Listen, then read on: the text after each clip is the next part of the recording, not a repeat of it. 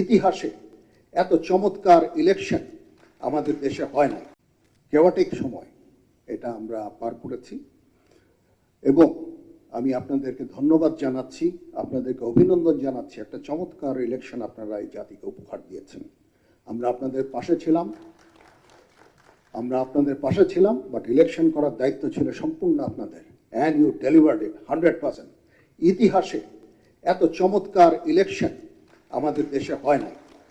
তার মানে it shows যে যদি আমরা সামরিক এবং অসামরিক আমরা একসাথে যদি কাজ করি, সিভিল মিলিটারি যে রিলেশন, এটাকে যদি আমরা বিল্ড করি, তাহলে আমরা যে কোনো অসাধ্য সাধন করতে সক্ষম। তখন ছিল একটা আশা নিরাশার একটা সময়, দেশের মানুষ বিভ্রান্ত, বিভিন্ন ধরনের কথা বলছে, ইলেকশন হবে না, এই হবে না, সেই হবে না।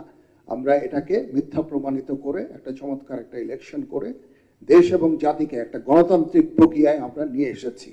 এটা চারটিখানি কথা না, এবং এটার প্রশংসার দাবিদার, এই ইলেকশনের প্রশংসার দাবিদার সম্পূর্ণ আপনাদের। এই জন্য আমি আপনাদেরকে অভিনন্দন জানাচ্ছি।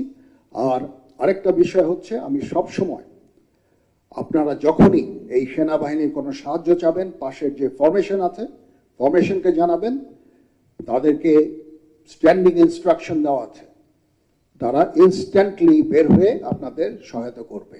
বেসামরিক অসামরিক প্রশাসনকে যে সহায়তা প্রদান করা, এটা ডিজাস্টার হোক, যে কোনো দুর্যোগ হোক, একটা দুর্ঘটনা হোক, দুর্বিপাক হোক, যে সমস্যায় আপনারা ফেস করবেন, আপনারা সরাসরি পাশের ফরমেশনকে আপনাদের জানাবেন, তারা ডিপ্লয় হয়ে আপনাদের এই যত ধরনের সাহায্য সহযোগিতা আছে ইনশাল্লাহ করবে। তো খুব ভালো লাগলো আপনাদের এখানে এসে ইন্টারঅ্যাক্ট করে, এবং আমি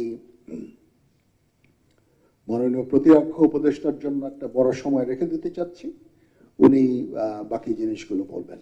সবাই ভালো থাকেন, আল্লাহ হাফেজ।